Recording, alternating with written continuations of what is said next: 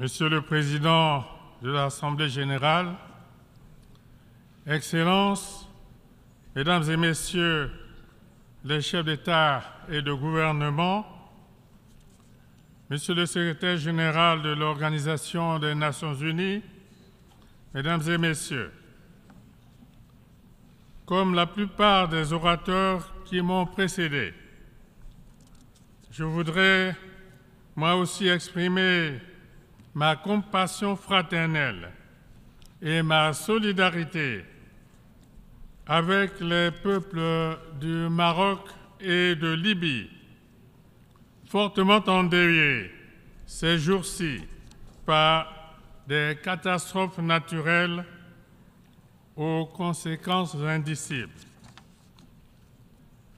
Il y a quelques semaines encore, je recevais le rapport d'une mission que j'avais envoyée en Libye dans le cadre de la mission de paix et de réconciliation de l'Union africaine que je conduis depuis près de 6 ans.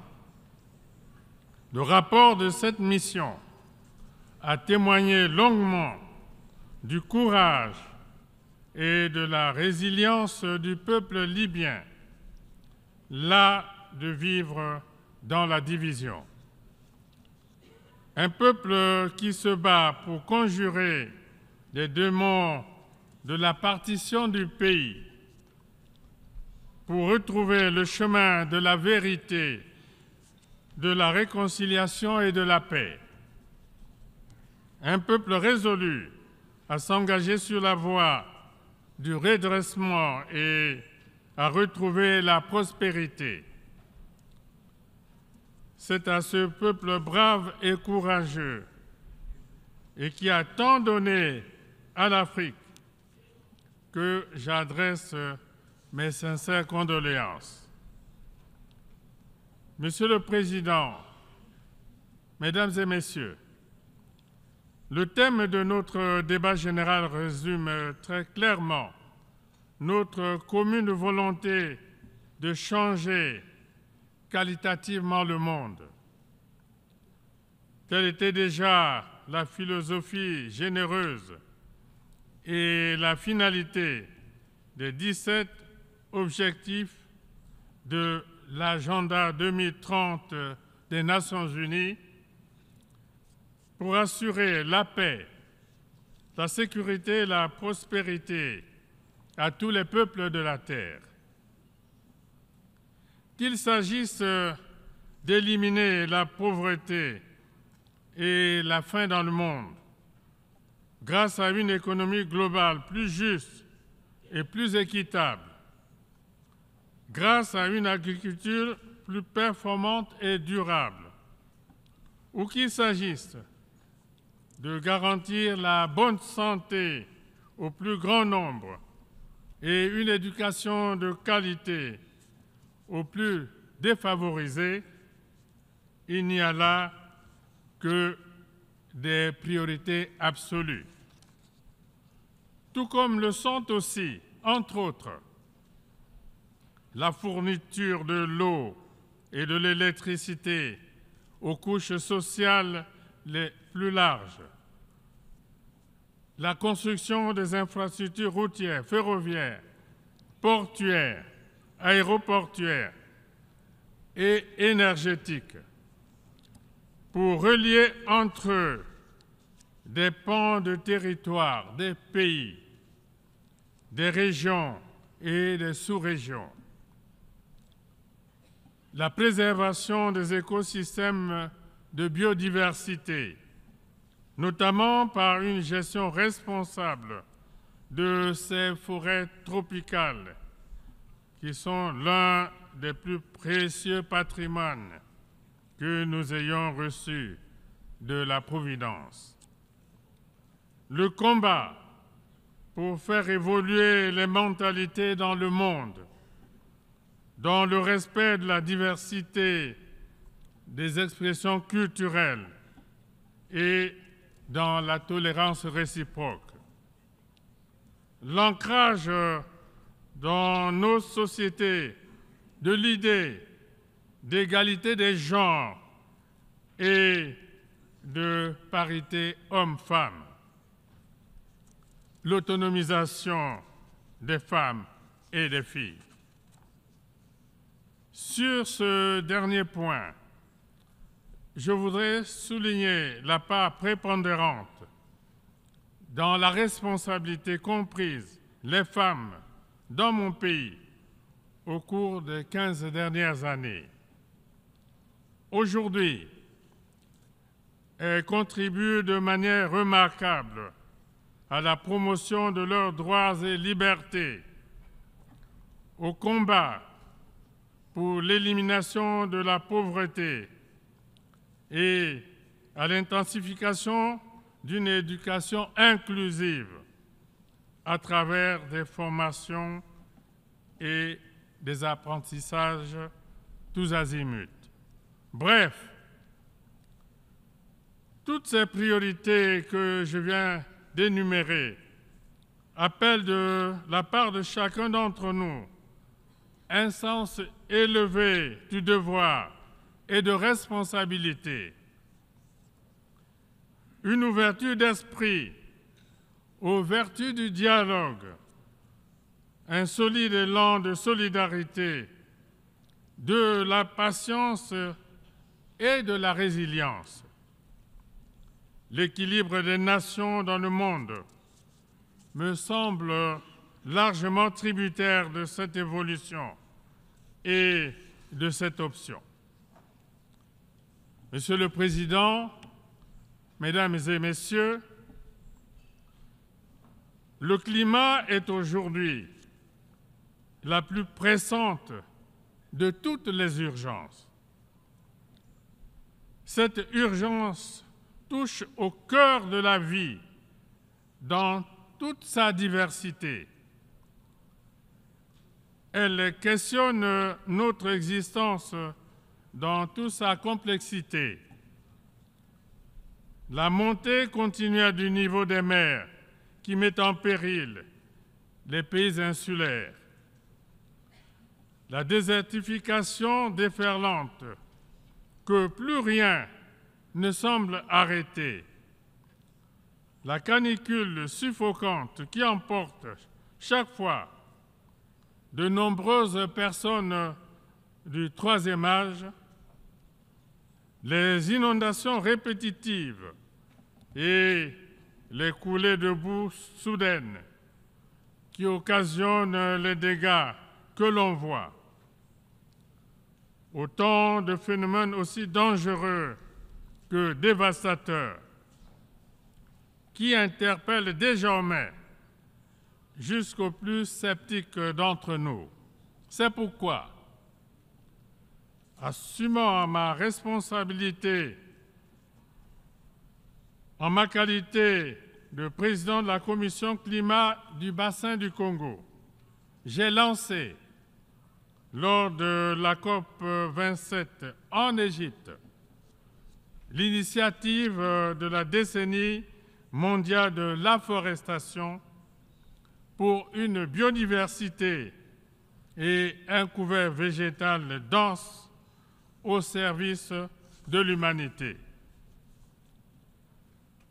Dans le même élan, mon pays, la République du Congo, s'est engagé à abriter en octobre prochain un sommet des 3 bassins des écosystèmes de biodiversité et des forêts tropicales, Congo, Amazonie, Bornéo-Mékong et Asie du Sud-Est, comme réponse collective et concertée de ces 3 poumons verts de la planète à l'insécurité climatique désormais si menaçante. Depuis la nuit des temps, nous le savons tous, la forêt fait vivre des millions et des millions d'individus. Avec un taux de déforestation des plus faibles au monde, puisqu'il n'est que de 0,06%.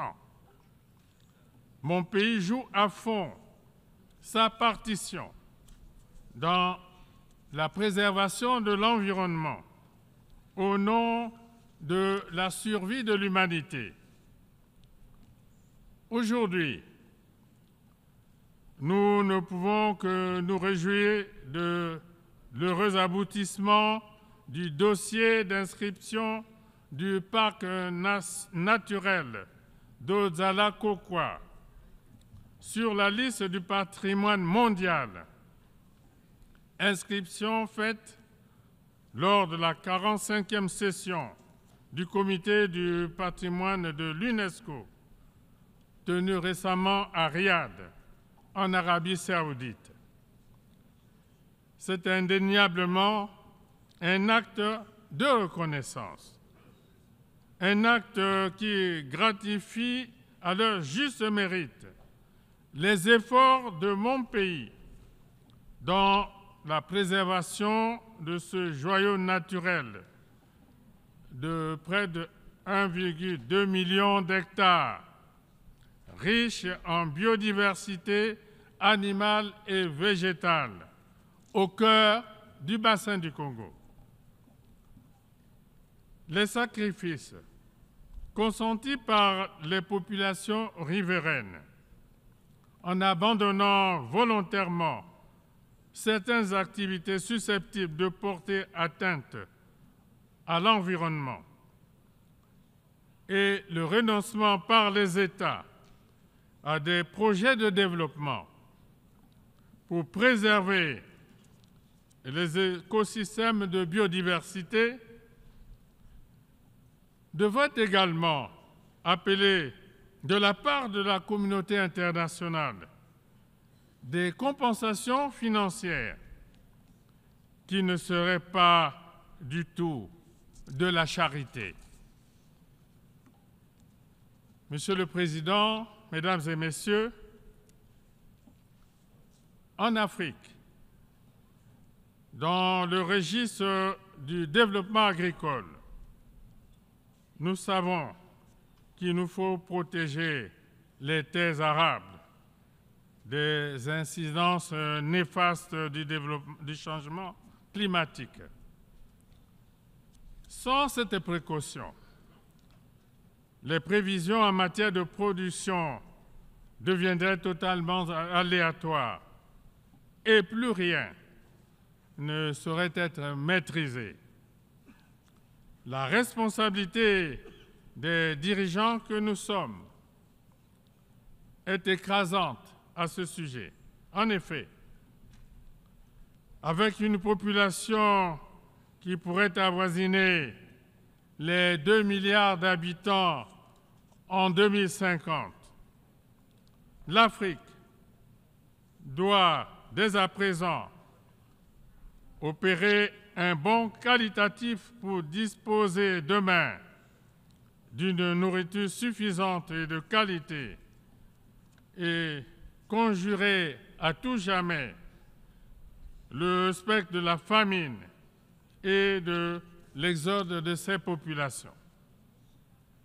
L'Afrique a urgemment besoin d'une agriculture moderne, soutenue notamment par des dispositifs performants d'irrigation et de mécanisation. Une agriculture qui doit lui permettre de réduire de manière significative ses importations alimentaires, aujourd'hui encore trop élevées. C'est pourquoi j'en appelle à des partenariats techniques et financiers efficients pour des avancées substantielles dans ce secteur. L'Afrique n'a nullement besoin de ces partenariats sous-tendus par des aides publiques au développement, politiquement orientées et synonymes d'aumône organisée. les subventions au compte-gouttes, distillées au rythme des intérêts propres des donateurs, ne permettront certainement pas l'essor réel et effectif de notre continent. Monsieur le Président, Mesdames et Messieurs, la présente session de l'Assemblée générale se tient alors que les guerres et autres conflits armés font rage dans le monde. C'est ici le lieu de marteler une fois de plus qu'aucun progrès marquant ne sera possible sur aucun continent et dans aucun pays sans la paix. L'espoir d'atteindre les objectifs du développement durable assignés par les Nations unies ne sera qu'une chimère si nous ne créons pas nous-mêmes la première de toutes les conditions nécessaires à leur réalisation, à savoir la paix. Pour sa part, et chaque fois que les circonstances l'ont permis, la République du Congo a toujours œuvré pour la résolution pacifique des conflits en Afrique et dans le monde. C'est ainsi que mon pays a décidé de prendre une part active à l'initiative africaine pour une médiation de paix entre la Russie et l'Ukraine. En raison du risque de guerre généralisée que ces événements font peser sur le monde, non seulement les deux protagonistes dans ce conflit, mais également les puissances étrangères qui peuvent influencer le cours des événements dans le sens de la paix, tous devraient tempérer leurs ardeurs, cesser d'attiser les braises et s'engager sans délai dans des négociations de paix, des négociations justes, sincères et équitables. Le monde a urgemment besoin de ces négociations pour éviter que les affrontements en cours, déjà si dévastateurs, n'aillent encore crescendo et fassent basculer l'humanité dans ce qui pourrait être un cataclysme irrémédiable, c'est-à-dire une guerre totale et qui échapperait au contrôle des grandes puissances elles-mêmes. Je reste persuadé que les sages recommandations formulées par l'Afrique pour restaurer la paix entre l'Ukraine et la Russie finiront par être prises en compte. Monsieur le Président, Mesdames et Messieurs, en ma qualité de président du comité de haut niveau de l'Union africaine sur la Libye, je ne peux passer sous silence devant l'auguste assemblée que vous constituez la situation dramatique que ce pays vit depuis 2011. Une situation pour laquelle je m'investis sans compter au nom de l'Union africaine. Les efforts de paix consentis dans le cadre de cet épineux dossier se sont encore poursuivis récemment, en juillet 2023, dans le cadre d'une réunion de réconciliation qui a eu lieu à Brazzaville, dans mon pays, et qui a permis à plusieurs acteurs représentant l'essentiel des sensibilités politiques et sociales libyennes, de s'asseoir à la même table. Tout a été fait pour amener les protagonistes à transcender leurs divergences et à rapprocher leur compréhension des défis de la Libye de demain. La conférence de réconciliation interlibyenne que vise la médiation que je préside n'aura de sens que si elle est inclusive, constructive et consensuelle. Elle doit permettre à nos frères et sœurs libyens de renouer avec la vertu du dialogue en cessant de se regarder en chien de faïence, d'apprendre à se pardonner et de donner la prépondérance à la justice, soubassement de l'état de droit dont ils sont appelés à écrire l'histoire. J'en appelle une fois encore à l'accompagnement de la communauté internationale, à commencer par les pays de la sous-région et les organisations qui les regroupent, sans oublier les pays dits du quartet, en vue d'un soutien concret à nos efforts afin d'ouvrir une perspective solide et crédible à la résolution définitive de cette crise qui n'a que trop duré.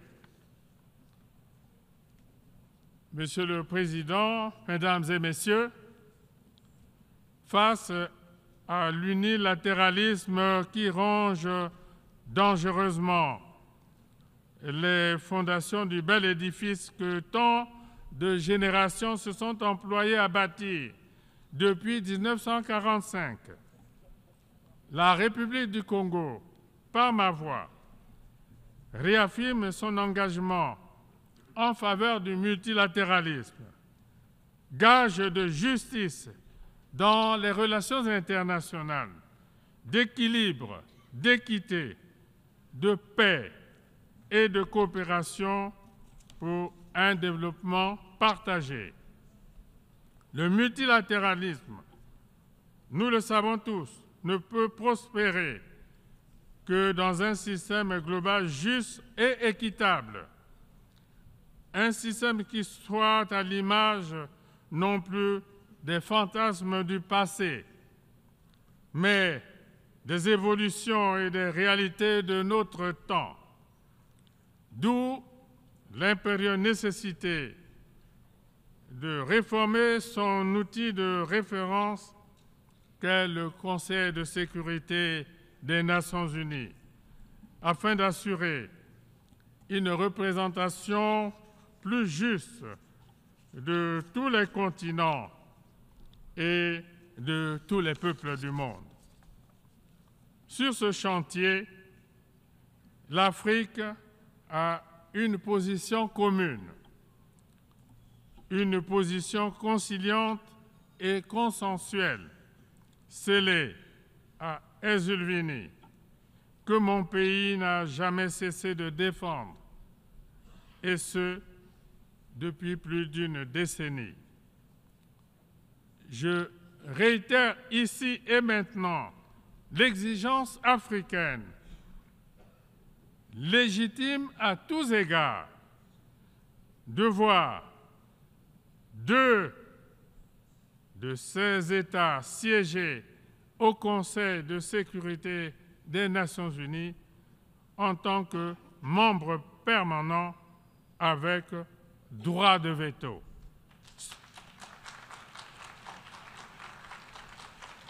Ce ne serait que justice devant l'histoire, et je vous remercie.